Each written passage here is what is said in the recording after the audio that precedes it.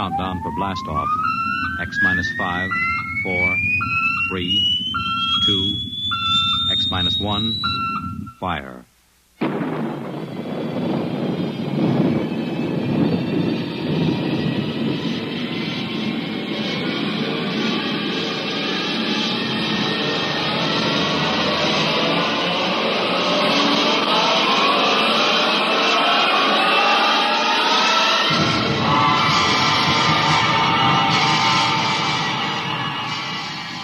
From the far horizons of the unknown come transcribed tales of new dimensions in time and space.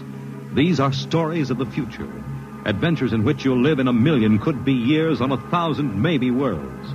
The National Broadcasting Company, in cooperation with Street and Smith, publishers of astounding science fiction, presents X minus 1.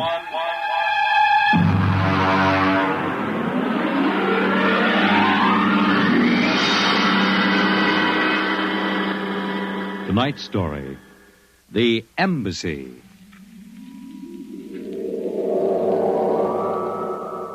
Out of the infinitude of stars and planets in the solar system and other systems in the universe, it is almost mathematically certain that other forms of life exist on other worlds.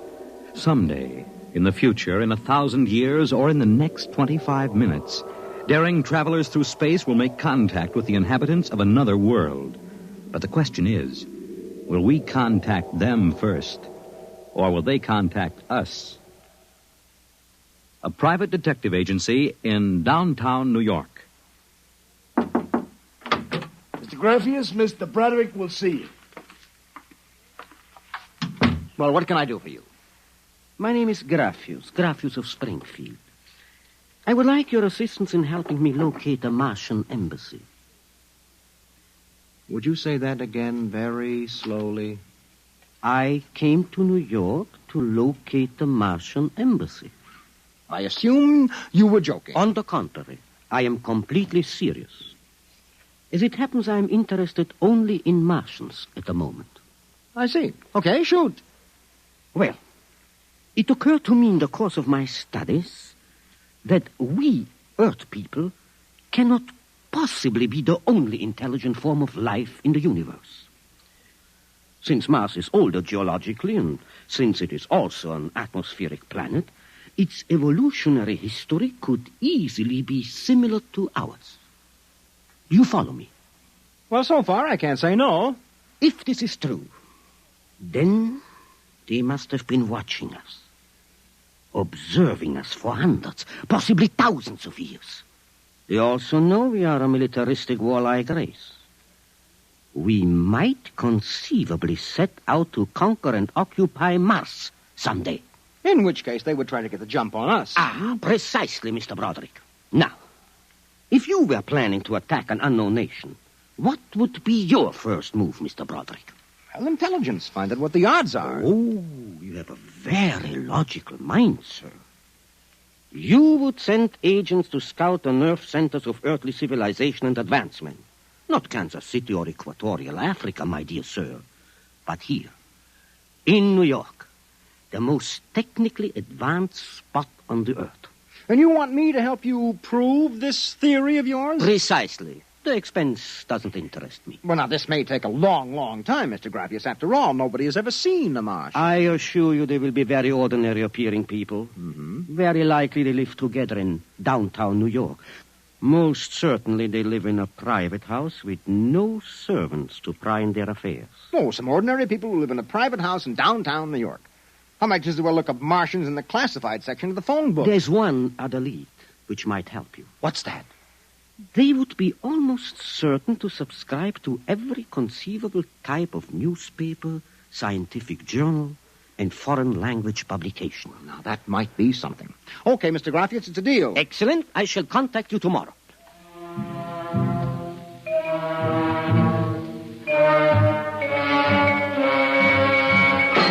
Boss, here's an address. Takes everything from Pick Magazine to the Manchester Guardian. Here, listen to this here. Pick, Look, Scientific America, the Daily News, Daily Worker, the Police Gazette, Journal of Engineering, a Scientific Quarterly, American Psychiatric Journal. Let me see that. Yeah. Oh, Doolin. Sometimes I wonder, what is the address on this? Well, it's 9 West 124th Street. Which happens to be the Harlem branch of the New York Public Library. Oh. Now listen, Noodlebrain, what we're looking for is a private Oh, house. boss, what is the sense of all this? You know there ain't no Martian embassy in New York. This crackpot is paying us $100 a day, and we got to keep him happy. Do you understand? Yeah. Also, I have a hunch that Mr. Graffius is not looking for any Martian embassies. He is looking for something quite different. So we are going to find it for him.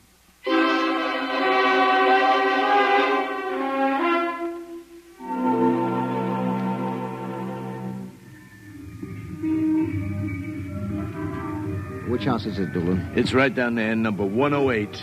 Nobody comes out, nobody goes in. I asked around. You haven't been blabbing around the neighborhood that we're looking for the Martian embassy, have you? Boss, I'm stupid, but I ain't that stupid. Who'd you talk to? I struck up what you might call a casual acquaintanceship with those two girls standing with the baby carriages up the street. That cute one is real cute. Look, Doolin, don't try to do anything intelligent, all right? Just keep walking up and down, see? Check. I'm going back to the office to meet Graffius. I'll see you later, boss.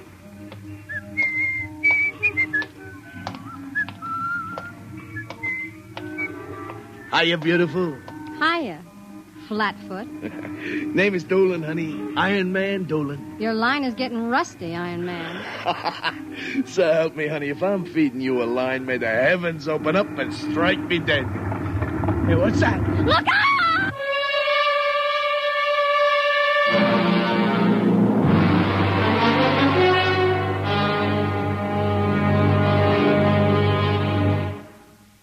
I'm sorry to have kept you waiting, Mr. Graffius. Thank you. But I've had Doolin casing our first lead for a week now. It's a house down in Greenwich Village, privately rented, number 108 Conklin Street.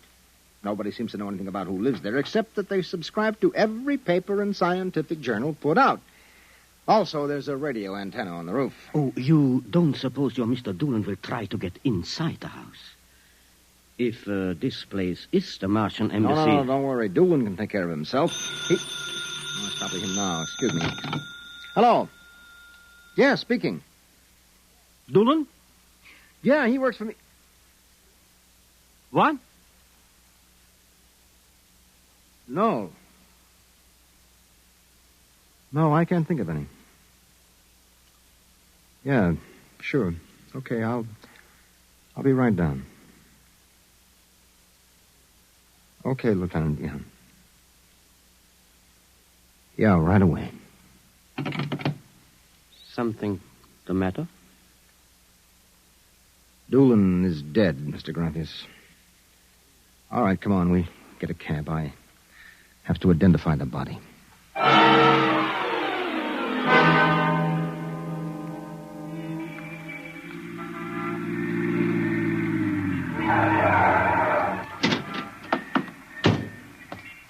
Lieutenant, I'm Broderick.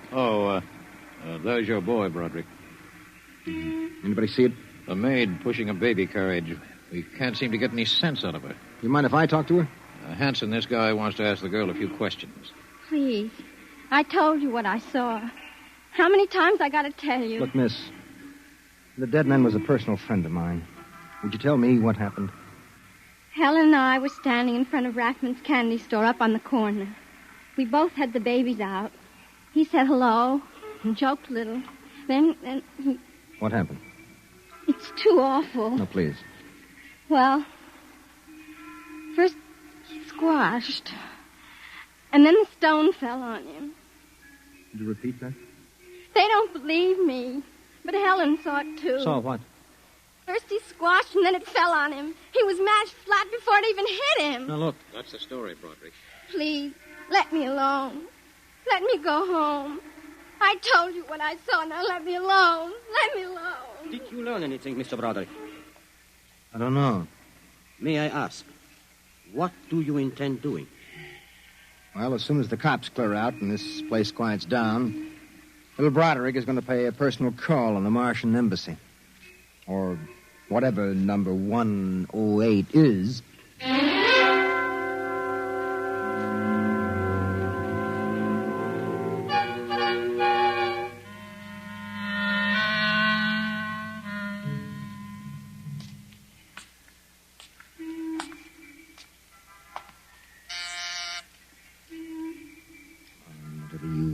open that door. Yes? Oh. Well, young man. Oh, excuse me, ma'am. Is the lady of the house at home? I'm the lady of the house. Oh, well, my name is Broderick. I represent the Manhattan Child Adoption Center. We're soliciting funds and clothing for stranded and unadopted children. I Won't wondered you if... come inside? Well, we don't. Usually Oh, we... nonsense. I'm old enough to be your grandmother. Besides, my son Lauren is working at home. Your son? Oh, he's a bibliographer. He writes summaries of articles and books from scientific journals and publications for libraries and universities. Oh, I see. Sit down, Mr. Broderick. Let me pour you a cup of tea. Oh, thank you. Well, you know, I'm not much of a tea drinker, but seems to have a strange taste. Oh, it's my own recipe. Uh-huh. Well, I think that I'd better be running along but now. You haven't finished your tea, Mr. Broderick. No, really.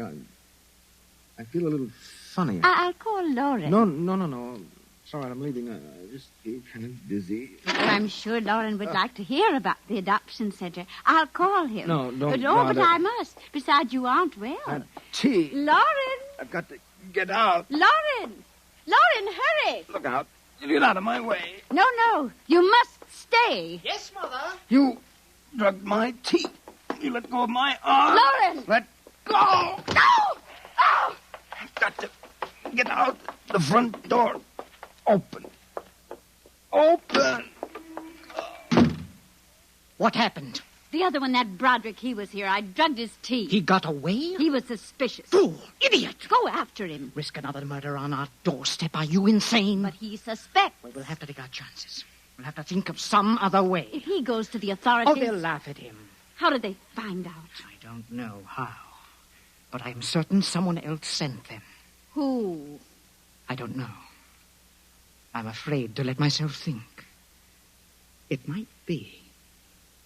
It just might be them.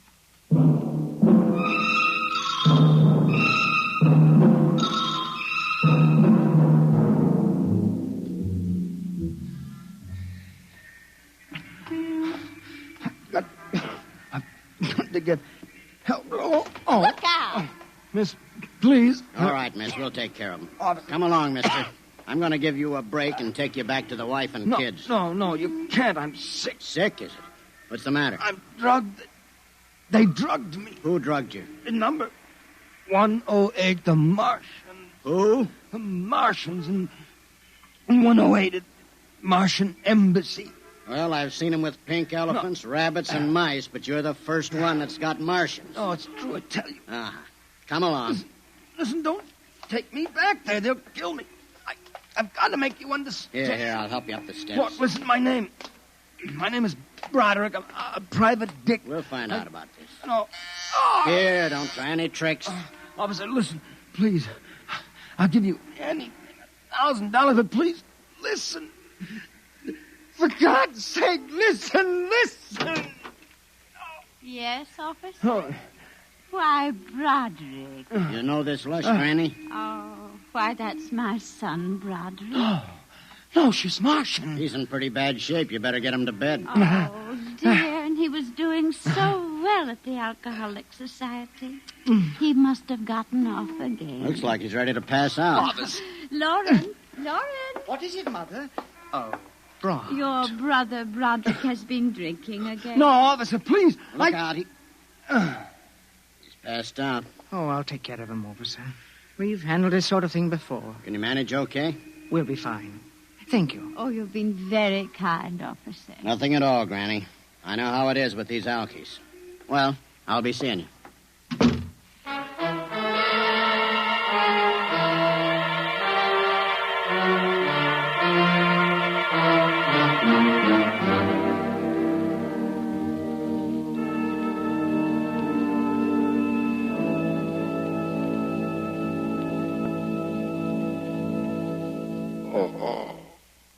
Martian Embassy. Martian. Oh, my head. Our Mr. Broderick is regaining consciousness, Mother. What What happened? I can't get up. Oh. Do not struggle, Mr. Broderick. It will be impossible for you to rise from that chair. The pressure from this ray will keep you there. Ray? Who? Well, you've already guessed, Mr. Broderick. You mean this really is the Martian embassy? Yes. Yes, you have the honor to be the first prisoner of the Imperial Government of Mars. First prisoner? Yes. After the invasion, of course, you will all be our prisoners. What sort of nonsense is this? No nonsense, Mr. Broderick. As your people will soon find out. Our preparations for invasion are nearly completed now. As soon as we give the signal, our armed forces will launch a surprise attack. And then the Earth will be ours. Crazy. Oh, not half as mad as you, Mr. Broderick, to come muddling so foolishly into our affairs. It was a mistake, Mr. Broderick. A fatal mistake. So Doolan's death was no accident, then, huh? Oh, assuredly not. We found it necessary to use a pressure ray on your friend. The block of concrete was an afterthought. We thought it might help to divert suspicion. All right. So what happens now? If you cooperate, you can look forward to a quick, painless death. Like your friend, Mr. Doolan. If not? Well, this pressure ray has many delicate adjustments. It can move a pin, or it can crush a boulder. Let me demonstrate. Oh! You see, Mr. Broderick, as if an invisible vice were crushing you. What do you want? The name of your client. We are interested in knowing who is so anxious to locate the Martian embassy. The names of my clients are confidential. Oh! Oh! Well? All right! All right! Turn it off, Mother. Mr. Broderick has seen the wisdom of speech. Oh.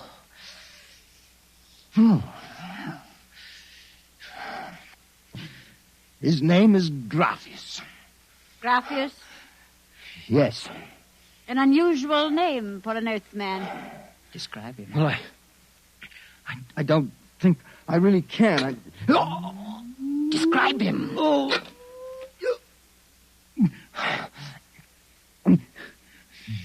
He's tall. The big forehead. It's about 60. Wears thick glasses. He's bald. Lauren, it sounds like one of them. Yes. Yes, it does. Contact the planet. Tell them we suspect that our plans are known. Ask for an acceleration of the invasion day. At once. What about me? Oh, I am sorry, Mr. Broderick. But I'm afraid you know too much now. In exactly 5 seconds, you will feel the full impact of the ray which faces you. I would suggest that you relax and meet your fate calmly. Oh, no, wait a minute. You will feel no pain, just a wall of force crushing you. Yes, but listen. 5. But you can't do this. 4. It isn't human. Yes, I know we're not human. 3. Yes, but do you understand? No. 1. Mother in heaven. Now! No. Lauren! It didn't work. Something has happened. The magnetic field is dead. Stand back from the pressure rate. It will not function anyway. I have decontrolled your field. Lauren! Lauren, it's one of them. They found us. Did you think we wouldn't? You are free to move now, Mr. Brown. Look, I don't know how you got in here, Graphius, but stick around. These babies are really Martians, just like you said. They're planning to invade the Earth and take over. There will be no invasion. All right, you keep these characters covered. I'll get the police. There will be no need for the police. I intend to handle them myself. But, Graphius, the police will want Do to... not call the police. I don't get it. You fool of an Earthling. Don't you realize with whom you are dealing? The invasion of Earth by Mars will be like child's play compared with what... Lauren! Oh! Holy mackerel. They just flattened out. Yeah, like your friend, Mr. Doolin. Oh, I detest the use of violence where the intellect can rule.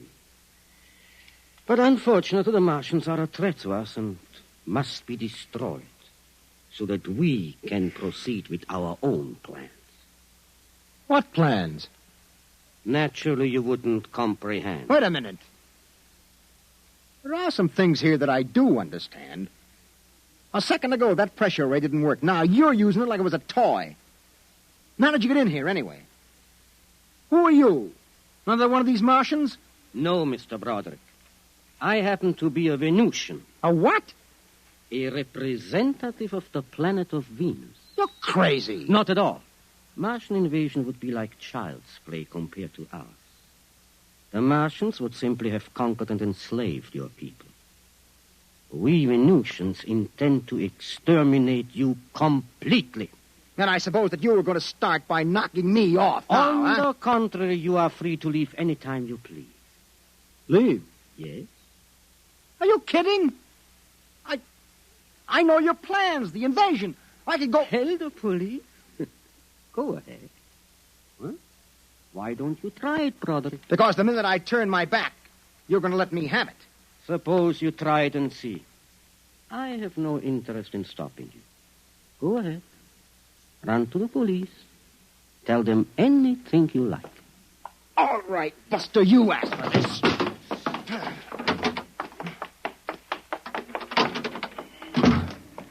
I'm alive. You let me go. Here. Where do you think you're running to? Officer, listen to me. Oh, it's you again. The one with the Martians. Listen, that story is true. You've got to believe me. You've absolutely got to believe me. They're inside that house, inside number 108. He killed them. Who killed him? Graphius, the leader of the Venusian invasion. Venusian invasion. Look, they're going to take over the Earth. Listen to me. Go in that house. Martians, now Venusians. Okay, brother, I've heard enough. Your Betty is a bedbug. Come along. Please, where are you taking me? Bellevue Psychiatric Ward, my friend. Come on. No, but you... Come along. You don't understand.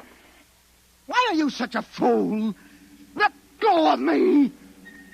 There's going to be an invasion. The Venusians are going to invade us. Why don't you listen to me? Why don't you listen?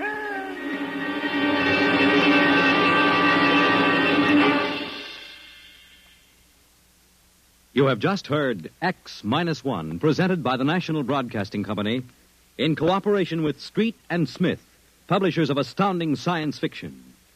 Tonight, by transcription, X-1 has brought you The Embassy by Donald A. Wollheim, adapted for radio by George Lefferts. Featured in the cast were John Larkin, Theo Getz, Bill Zuckert, Audrey Blum, Virginia Payne, Clark Gordon, Jack Orison, and Reese Taylor. Your announcer, Fred Collins. X-1 was directed by Dan Sutter and is an NBC Radio Network production.